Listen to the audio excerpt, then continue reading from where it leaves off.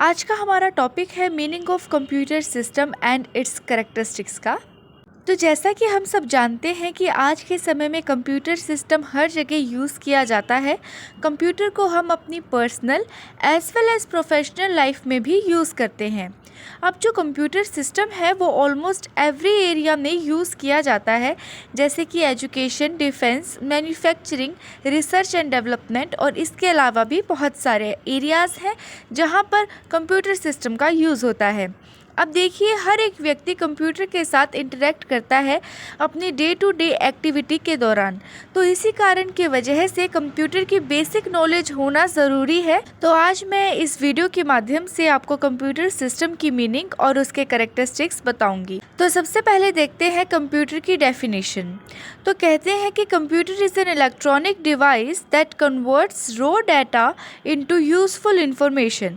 कि कंप्यूटर एक electronic device है जो रॉ डाटा को यूजफुल इंफॉर्मेशन में कन्वर्ट कर देता है। अब कहते हैं कि computer can not do anything on its own, rather it needs instructions for converting raw data into useful information. मतलब कि कंप्यूटर खुद से कुछ नहीं करता जब तक कि उसे इंस्ट्रक्शंस ना दी जाएं। आगे कहते हैं कि कंप्यूटर एक इलेक्ट्रॉनिक डिवाइस है जो कई सारी एक्टिविटीज़ परफॉर्म करता है अकॉर्डिंग टू गिवन इंस्ट्रक्शंस। अब कंप्यूटर को इलेक्ट्रॉनिक डाटा प्रोसेसिंग मशीन भी कहा गया है, जो कई सारी एक्टिविटीज़ जैसे airline reservation, education, entertainment, railway reservation हो गया, या वेदर फोरकास्टिंग मतलब वेदर को प्रिडिक्ट करना हो गया, या फिर टैक्स कैलकुलेशन हो गया, डिज़ाइनिंग जो कि आजकल काफ़ी पॉपुलर है, इन्वेंट्री मैनेजमेंट, और इसके अलावा भी कई सारी एक्टिविटीज़ हैं जो कंप्यूटर सिस्टम करता है। अब कहा गया है कि कंप्यूटर 5 बेसिक ऑपरेशंस परफॉर्म करता है। पहला इनपुटिंग, दूसरा स्टोरिंग, तीसरा प्रोसेसिंग, चौथा outputting, and the last one is controlling. आइए इनको वन बाय वन देखते हैं। सबसे पहले है इनपुटिंग। इसमें डाटा को कंप्यूटर सिस्टम में एंटर किया जाता है through various input devices such as keyboard, mouse, light pen, touch screen, scanner, bar code reader, web cam, microphone, optical mark reader, smart card reader etcetera. Storing क्या है? इसमें data को और instructions को सेव किया जाता है कंप्यूटर सिस्टम की मेन मेमोरी में, जिसे प्राइमरी मेमोरी कहते हैं। अब इसके साथ साथ इंटरमीडिएट रिजल्ट और फाइनल रिजल्ट को भी स्टोर किया जा सकता है। आइए देखिए, अब नेक्स्ट पॉइंट है हमारा प्रोसेसिंग। इसमें कहते हैं कि it refers to the process of performing arithmetical and logical operations on entered data to produce useful information out of the entered data. मतलब कि एंटर डाटा को यूजफुल इंफॉर्मेशन में कन्वर्ट करने के लिए ये अर्थमेटिकल और लॉजिकल ऑपरेशंस करता है। आउटपुटिंग, इसमें जो हमारी यूजफुल इंफॉर्मेशन आई है उसको डिस्प्ले किया जाता है, मतलब कि फाइनल आउटपुट से है through various output devices such as monitor, printer, speaker, projector, और इसके अलावा भी बहुत सारी हैं। अब देखिए, लास्ट पॉइंट है हमारा कंट्रोलिंग का। इसमें क्या है कि स्टार्टिंग पॉइंट से लेकर लास्ट पॉइंट तक अभी हमने जितने ऑपरेशंस पढ़े हैं, इनपुटिंग, स्टोरिंग, प्रोसेसिंग, आउटपुटिंग, उन सभी को कंट्रोल किया जाता है। अब हमारा जो टॉपिक आता है वो है कंप्यूटर एप्लीकेशन इन बिजनेस का। देखिए, हम जिस समय में आज रह रहे हैं वो समय इंफॉर्मेशन का है। हमें अपनी डे टू डे लाइफ के वेरियस टास्क को पूरा करने के लिए इंफॉर्मेशन की ज़रूरत होती है। अब जो कंप्यूटर सिस्टम है वो हमें वेरियस फॉर्मेट्स में इंफॉर्मेशन प्रोवाइड करता है, जैसे पिक्चर की फॉर्म में, साउंड की फॉर्म में, गेम्स की फॉर्म में, टेक्स्ट में, रिपोर्ट में, और इसके अलावा भी कई सारी फॉर्म्स हैं जिसमें कंप्यूटर सिस्टम हमें इंफॉर्मेशन प्रोवाइड करता है। आज के समय में ऑलमोस्ट सभी कंपनीज कंप्यूटर सिस्टम का यूज़ करती हैं for managing their business, promoting their business for the purpose of innovation, enhancing productivity, improving business, और अपने बिजनेस को एक्सपेंड करने के लिए भी, ठीक है। और इसके साथ साथ अकाउंटिंग, इन्वेंट्री मैनेजमेंट और मार्केटिंग के लिए भी, और अपने प्रोडक्ट एंड सर्विसेज की क्वालिटी में इम्प्रूवमेंट के लिए भी यूज़ करती हैं। अब देखिए, कंप्यूटर का यूज़ बिजनेस में किया जाता है अपने बिजनेस की एफिशिएंसी को इम्प्रूव करने के लिए। अब देखिए, कंप्यूटर का यूज़ बिजनेस में किया जाता है अपने बिजनेस की एफिशिएंसी को इम्प्रूव करने के लिए। कंप्यूटर सिस्टम जो है वो मैनेजर को सपोर्ट प्रोवाइड करता है गोल्स को अचीव करने में। मैनेजर रिजल्ट को कंपेयर करते हैं, फिर प्रॉब्लम एरिया को आइडेंटिफाई करते हैं और इम्प्रूवमेंट अपॉर्चुनिटीज़ को फाइंड आउट भी करते हैं। ये बिजनेस को कॉम्पिटिटिव एज प्रोवाइड कराता है, मतलब advantage over it's competitor provide करवाता है। ये बिजनेस को अपने ऑपरेशन एफिशिएंट वे से और अपने मैनेजरियल डिसीजन इफेक्टिव वे में लेने में सपोर्ट करता है, इम्प्रूवमेंट में हेल्प करता है। ये एंटरप्राइजेस को कॉम्पिटिटिव स्ट्रेटेजी को अचीव करने में हेल्प करता है। ये कस्टमर रिलेशनशिप, मतलब कस्टमर और सप्लायर और बिजनेस के बीच में लिंक का काम करता है। कंप्यूटर टेक्नोलॉजी में इन्वेस्टमेंट काफ़ी हेल्पफुल होता है और कहा गया है कि such investment enables an organization to cut cost, promote business, improve quality, improve customer service और अपने बिजनेस को एक्सपेंड करना एक्सेट्रा। ठीक है, अब देखिए हमारा नेक्स्ट इसमें जो पार्ट है वो है other application areas of computer system का, कि बिजनेस के अलावा ऐसे कौन कौन से एरिया है जहाँ पर कंप्यूटर सिस्टम का एप्लीकेशन देखा गया है। तो पहला है इंफॉर्मेशन प्रोसेसिंग। इसमें कहा गया है कि कंप्यूटर एक ऑलमोस्ट अनदर टर्म है फॉर इंफॉर्मेशन ट्रांसफॉर्मेशन, कि मतलब ये चेंज करता है इंफॉर्मेशन को एक फॉर्म से दूसरी फॉर्म में। अब जो कंप्यूटर है वो ज़्यादातर टाइम मैथमेटिकल ऑपरेशंस को सॉल्व करता है और इंफॉर्मेशन को एक फॉर्म से दूसरी फॉर्म में कन्वर्ट करता है। Now one special form of information computer processes is it's instructions, और यही वो इंस्ट्रक्शंस है जो कंप्यूटर को बताती हैं कि क्या करना है। नेक्स्ट पॉइंट है हमारा डेटा प्रोसेसिंग का।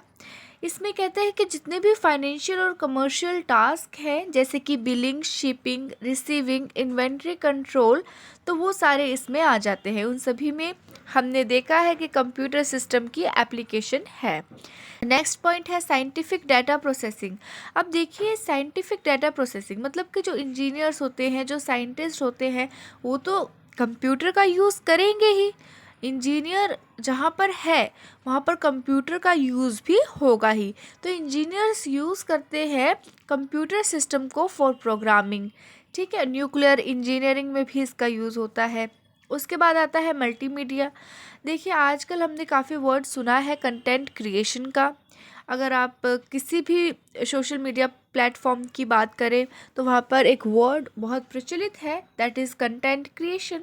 फॉर एग्ज़ाम्पल यूट्यूब में, इसमें क्या होता है कि मल्टीमीडिया में कंप्यूटर सिस्टम का यूज़ किया जाता है। जैसे कि वो खुद ही म्यूज़िक कंपोज करते हैं, अपने म्यूज़िक स्टूडियो में उसको रिकॉर्ड करते हैं, फिल्म्स एडिट करते हैं, वीडियो एडिटिंग होती है, स्पेशल इफ़ेक्ट्स का काफ़ी यूज़ किया जाता है, एनिमेशन हो गया। तो ये सारी चीज़ें क्या है, मल्टीमीडिया है, कंटेंट क्रिएशन है, जिसमें हम कंप्यूटर सिस्टम का यूज़ करते हैं। देखिए, इसके बाद आता है हमारा इंफॉर्मेशन स्टोरेज, जिसमें हम रैम, रोम, सीडी, डीवीडी, पेन ड्राइव, इन सब के बारे में आगे विस्तार से पढ़ेंगे। उसके बाद आता है हमारा पॉइंट होम का। देखिए, कंप्यूटर सिस्टम जो है वो घर पर भी बहुत ज़्यादा यूज़ किया जाता है। जैसे हम एग्ज़ाम्पल लें, कोविड-19 के टाइम पर ज़्यादातर स्कूल कॉलेजेस ने ऑनलाइन क्लासेस लगाई थी, तो एजुकेशन में इसने हेल्प करी। और उसके बाद हम एंटरटेनमेंट पर्पस के लिए, जैसे मूवीज़ देखना हो गया या कोई एनिमेशन देखना हो गया, उसके लिए हम इसको यूज़ करते हैं। आजकल काफ़ी सारे ऐसे ऐप्स चल रहे हैं जो घर का बजट बनाने में हेल्प करती हैं, बिल पे करने में, शॉपिंग करने में, जो ऑनलाइन शॉपिंग होती है, या फिर इन्वेस्टमेंट करने में भी हम इसका यूज़ करते हैं। के बाद आता है हमारा एजुकेशन सेक्टर। देखिए, जैसे स्मार्ट क्लासेस हो गया, कंप्यूटर लैब्स हो गया, तो आजकल ज़्यादा से ज़्यादा schools, colleges smart classes provide करवा रहे हैं, कंप्यूटर स्किल्स प्रोवाइड करा रहे हैं अपने स्टूडेंट्स को। और काफ़ी ज़्यादा कंप्यूटर टेक्नोलॉजी का यूज़ किया जा रहा है एजुकेशन सेक्टर में भी। नेक्स्ट पॉइंट है हमारा एंटरटेनमेंट सेक्टर का। अब देखिए मूवीज़ सेक्टर में, फिल्म इंडस्ट्री में ज़्यादातर कंप्यूटर सिस्टम का यूज़ किया जाता है for the purpose of designing और स्पेशल इफ़ेक्ट क्रिएट करने के लिए। एनिमेटेड कार्टून्स या गेम्स वगैरह, उसमें भी कंप्यूटर सिस्टम का ही यूज़ किया जाता है। तो फिल्म इंडस्ट्री वगैरह में डिज़ाइनिंग करने के लिए और स्पेशल इफ़ेक्ट्स को क्रिएट करने के लिए कंप्यूटर सिस्टम का यूज़ होता है। नेक्स्ट पॉइंट है हमारा हेल्थ सेक्टर का। देखिए कंप्यूटर का यूज़ किया जाता है हेल्थ सेक्टर में for the purpose of research या अपॉइंटमेंट, हमने शेड्यूलिंग करनी है अपॉइंटमेंट्स की, या पेशेंट का रिकॉर्ड मेंटेन करने के लिए, बिल्स जनरेट करने के लिए और शेड्यूल्स को मैनेज करने के लिए। इसके साथ साथ ही अगर हम देखें तो कंप्यूटर सिस्टम का यूज़ हम देखो तो अल्ट्रासाउंड में यूज़ होता है, एक्सरे में यूज़ होता है, एमआरआई में यूज़ होता है और आई सर्जरी में भी। नेक्स्ट है हमारा डिफेंस सेक्टर। डिफेंस सेक्टर में भी हमारा कंप्यूटर सिस्टम का बहुत ज़्यादा यूज़ है। देखिए हमें एयरक्राफ्ट्स वगैरह हो गए और हमारे वेपन्स हो गए, उसको कंट्रोल करने के लिए, या फिर कोई एनिमी है जिसने हमारे ऊपर टारगेट कर रखा है मिसाइल्स, तो उन मिसाइल्स को ट्रैक करने के लिए, एनिमी फोर्सेस को टारगेट करने के लिए कंप्यूटर सिस्टम का यूज़ होता है। उसके बाद है हमारा गवर्नमेंट सेक्टर। देखिए गवर्नमेंट सेक्टर में कितने ज़्यादा डिपार्टमेंट्स होते हैं, जैसे टूरिज़्म डिपार्टमेंट हो गया, ब्रॉडकास्टिंग डिपार्टमेंट हो गया, या मिलिट्री डिपार्टमेंट हो गया, एजुकेशन डिपार्टमेंट हो गया। तो इन सभी के रिकॉर्ड्स अगर हम कागज़ों में बना कर रखें फाइल्स, तो वो फाइल्स अगर हमने, ऐसा है कि 5 साल पुरानी फ़ाइल निकाल कर दो तो कितना टाइम लगेगा उन फाइल्स को मेंटेन करने में, बनाने में और उसको स्टोर करने में। और वही फाइल्स अगर कंप्यूटर में ट्रांसफ़र हो जाए, जैसे ही डेट डालेंगे वैसे ही वो फाइल ओपन हो जाएगी, उस डेट की फाइल्स। तो कितना इजी हो गया है। तो इस तरीके से गवर्नमेंट सेक्टर में भी इसका यूज़ है, चाहे टैक्स कैलकुलेशन में आप ले लीजिए। उसके बाद आता है हमारा स्पोर्ट्स सेक्टर। स्पोर्ट्स सेक्टर में देखो स्टैटिस्टिक्स यूज़ की जाती है पास्ट परफॉर्मेंस को कंपेयर करने के लिए, या ट्रेनिंग प्रोग्राम्स क्रिएट करने के लिए, डाइट प्लान्स बनाने के लिए, और भी कई सारी चीज़ें हैं, जैसे कि कंपटीशन हो रहा है उसकी टिकट्स जो हैं उसको बाय या सेल करने के लिए भी हम कंप्यूटर सिस्टम का यूज़ करते हैं। उसके बाद आता है रिसर्च एंड डेवलपमेंट सेक्टर। जैसे कि हम जानते हैं इसमें कई सारे रिकॉर्ड्स बनाए जाते हैं, और वो सारे रिकॉर्ड्स हम कहाँ बनाते हैं, कंप्यूटर सिस्टम में। उसके बाद है हमारा airline reservation, then railway reservation. तो एयरलाइन रिजर्वेशन या रेलवे रिजर्वेशन में अगर हम कंप्यूटर सिस्टम का यूज़ करते हैं तो हमारा काफ़ी टाइम सेव हो जाता है। उसके बाद है हमारा वेदर फोरकास्टिंग, मतलब कि वेदर को प्रिडिक्ट करना, टेम्परेचर को मेजर करना, तो उसमें भी हमारा कंप्यूटर सिस्टम की एप्लीकेशन देखी गई है। नेक्स्ट है हमारा कस्टमर सपोर्ट। देखिए customer relationship management computer system facilitate करता है। उसमें हम कस्टमर की पूरी रिकॉर्ड बना सकते हैं, बिल्स जनरेट करना हो गया। तो ये सारी चीज़ें किसकी हेल्प से होती है, कंप्यूटर सिस्टम की हेल्प से होती है। लास्ट पॉइंट है हमारा शॉपिंग का। देखिए ऑनलाइन शॉपिंग हो गई, तो इसमें हमारा किसका यूज़ होता है, कंप्यूटर सिस्टम का ही तो यूज़ होता है। और अभी अगर हम एग्जांपल लेके, कोरोना वायरस की वजह से जब सारी मार्केट्स क्लोज थी, लॉकडाउन था, तब क्या हुआ था, ऑनलाइन शॉपिंग हुई थी। तो ऑनलाइन शॉपिंग ने इस पेंडेमिक एरा में काफ़ी हेल्प करी थी, और उस टाइम पर इसका वाइडली यूज़ किया गया था। तो कंप्यूटर सिस्टम ऑनलाइन शॉपिंग में भी यूज़ करता है। ठीक है, नेक्स्ट टॉपिक है हमारा the main characteristics of computer system का। तो देखिए पहली करेक्टरिस्टिक है ऑटोमेटिक। तो इसमें क्या कहते हैं कि कंप्यूटर सिस्टम एक ऑटोमेटिक मशीन है, बस एक बार इंस्ट्रक्शंस देनी है, बाद में वो अपने आप ही काम करेगा और हमें इंफॉर्मेशन, मतलब कि यूज़फुल इंफॉर्मेशन से है यहाँ पर प्रोवाइड करेगा। उसमें ह्यूमन इंटरवेंशन की कोई ज़रूरत नहीं है। नेक्स्ट पॉइंट है हमारा स्पीड। स्पीड में ये क्या कहता है कि millions of instructions computer system ले सकता है पर सेकंड में। ह्यूमन बीइंग की बात करें, वो एक बार में एक ही इंस्ट्रक्शंस ले सकता है, ज़्यादा से ज़्यादा 2 इंस्ट्रक्शन ले लेगा। तो कंप्यूटर सिस्टम क्या है, मच फास्टर है देन ह्यूमन बीइंग। उसके बाद आता है हमारा पॉइंट एक्यूरेसी का। देखिए जो कंप्यूटर सिस्टम है वो बहुत एक्यूरेट है, फास्ट तो है ही, लेकिन जल्दबाजी के काम में ये गलती कर देगा ऐसा नहीं है। जो भी अगर हम देखते हैं कि आंसर में कोई एरर आया है तो वो रॉन्ग इंस्ट्रक्शंस की वजह से हो सकता है। क्योंकि हमने इनपुट डाटा जो है वो इनकरेक्ट पुट किया हो सकता है, इनकरेक्ट डाटा यानी कि रॉन्ग डाटा हमने पुट किया हो सकता है। तो उसने अपनी तरफ से तो वो भी सही आंसर दिया है जो एरर आया है, क्योंकि आपने ही गलत इनपुट डाला है। तो इसमें मेन बात क्या है कि कंप्यूटर सिस्टम फास्ट होने के साथ साथ एक्यूरेट भी है। इस कॉन्सेप्ट को कहा जाता है GIGO कॉन्सेप्ट, मतलब कि गार्बेज इन गार्बेज आउट। अगर आप इसमें गार्बेज डालेंगे तो गार्बेज ही आएगा। रॉन्ग इंस्ट्रक्शंस, रॉन्ग डाटा डालेंगे, फॉल्टी इंस्ट्रक्शंस डालेंगे तो एरर ही आएगा आंसर में। Otherwise computer system are very accurate. Next point है इसमें हमारा डेलीगेंस का। इसमें क्या है, देखो ह्यूमन बींग से कंपेयर करें तो कंप्यूटर सिस्टम को ना टायर्डनेस होती है, ना कंप्यूटर सिस्टम एक तरह का काम करने से बार बार बोर हो जाता है। उसमें ऐसा भी नहीं है कि वो उसका जो कंसंट्रेशन है वो कम हो जाता है या वो हट जाता है। तो कंप्यूटर सिस्टम में ये सारी प्रॉब्लम्स नहीं है, जैसे टायर्डनेस, बॉर्डम, कंसंट्रेशन में कमी होना या मोनोटोनी मतलब लैक ऑफ इंटरेस्ट होना। ह्यूमन बींग्स में अगर आप ज़्यादा टाइम तक काम करें या ज़्यादातर एक ही काम करें तो आप बोर हो जाते हो, टायर्ड हो जाते हो। कंसंट्रेशन कई बार हो भी पाता है, कई बार नहीं भी हो पाता। तो ये प्रॉब्लम नहीं है, जिसकी वजह से कंप्यूटर फास्ट काम करता है और एक्यूरेसी से काम करता है।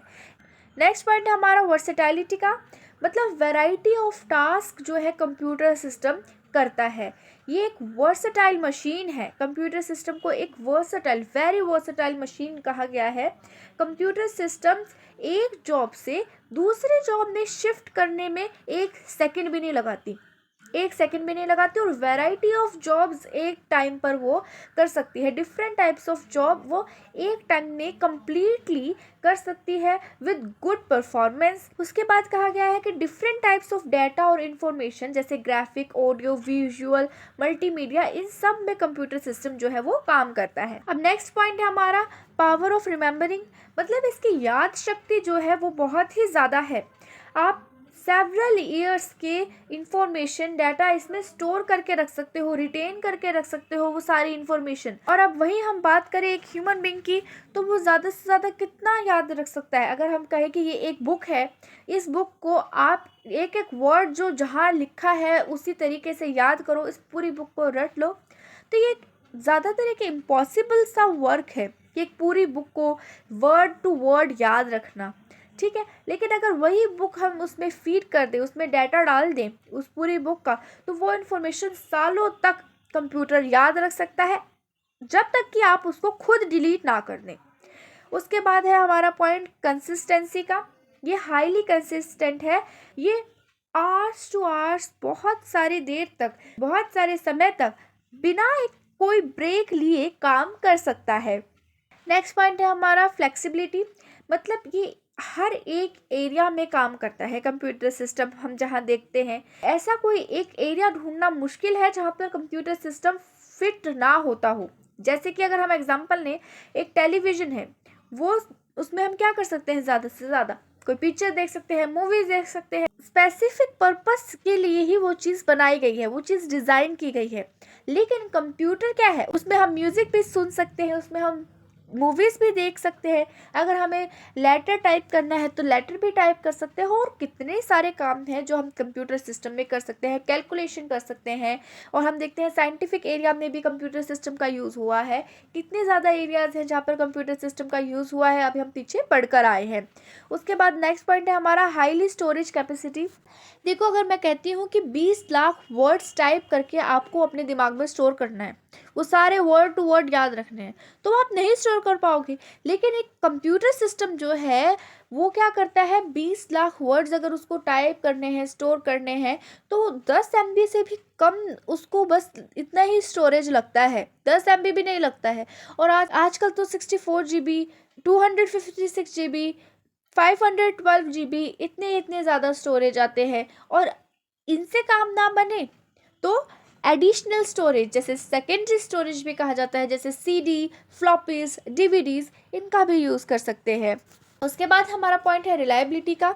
इसमें कहते हैं कि ह्यूमन बींग्स के कंपैरिजन में कंप्यूटर सिस्टम्स जो हैं वो ज़्यादा रिलायबल हैं, क्योंकि कंप्यूटर सिस्टम बोर नहीं होते।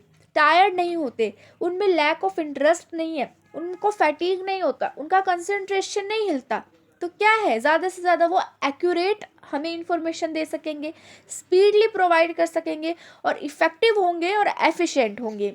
उसके बाद हमारा पॉइंट है नो आईक्यू का। अब देखिए, कंप्यूटर सिस्टम का कोई इंटेलिजेंस नहीं है, उसका खुद का आईक्यू ज़ीरो है। कंप्यूटर सिस्टम कोई काम नहीं करेगा जब तक कि उसको इंस्ट्रक्शंस ना दी जाए। कंप्यूटर सिस्टम को क्या बोला गया है कि कंप्यूटर सिस्टम को अगर आप ऑन भी नहीं करेंगे तो सालों साल तक वो बंद हो जाएगा। ऐसा नहीं कि वो खुद से ही काम करना शुरू कर देगा, क्योंकि कंप्यूटर सिस्टम को हर चीज़ करने के लिए इंस्ट्रक्शंस देनी पड़ेंगी, उसको बताना पड़ेगा कि अब आपको ये चीज़ करनी है। उसके बाद नेक्स्ट पॉइंट है हमारा नो फीलिंग्स। देखिए, कंप्यूटर सिस्टम की कोई फीलिंग्स नहीं है, ह्यूमन बींग्स की तरह कोई इमोशंस नहीं है। तो कंप्यूटर सिस्टम हर सिचुएशन में एक स्ट्रिक्ट फॉरवर्ड रिस्पॉन्स देता है, उसकी कोई फीलिंग्स नहीं है, उसकी कोई इमोशंस नहीं है। तो ऐसा नहीं है कि वो पर्सन टू पर्सन जो इन्फॉर्मेशन प्रोवाइड कर रहा है उसको वो बदल देगा, वो सबको एक जैसा ही रखेगा, क्योंकि कंप्यूटर सिस्टम यूजर्स के बीच में डिफ्रेंशिएट नहीं करता। बाद है हमारा point lack of decision making power का। इसमें कहा गया है कि कंप्यूटर सिस्टम का कोई इंटेलिजेंस नहीं है उसका खुद का। पहली बात तो ये, इसी वजह से वो कोई जजमेंट नहीं दे सकता खुद से। वो ये बता सकता है कि अगर आप ये प्लान चूज़ कर रहे हैं तो इतना प्रॉफिट होएगा, ये प्लान चूज़ कर रहे हैं तो इतना प्रॉफिट या लॉस होएगा। उसके बाद डिसीजन लेना ह्यूमन बीइंग का काम है, उसके यूज़र का काम है। Computer system cannot take decision on their own, rather they take decisions based on the instructions given to them by human beings। ठीक है, तो ये थी मेन कैरेक्टरिस्टिक्स कंप्यूटर सिस्टम की जो अभी हमने पढ़ी। तो हमने अब इस वीडियो में कंप्यूटर सिस्टम की मीनिंग, डेफिनेशन, कंप्यूटर सिस्टम के 5 basic operations, computer system business में किस तरीके से यूज होता है वो के साथ साथ हमने इसमें पढ़ा other application areas of computer system कौन कौन से हैं। देन हमने इसकी कैरेक्टरिस्टिक्स, जो मेन कैरेक्टरिस्टिक्स हैं, उनको भी कवर किया। तो इस वीडियो में इतना ही, फिर मिलते हैं।